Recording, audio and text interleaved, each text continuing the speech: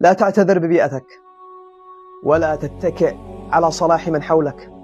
زوجة فرعون لم يمنعها الطغيان أن تهتدي، وابن نوح لم ينفعه القرب من نبي أن يهتدي. الهداية قرار، والثبات اختيار، والنجاة مسؤولية شخصية بينك وبين الله.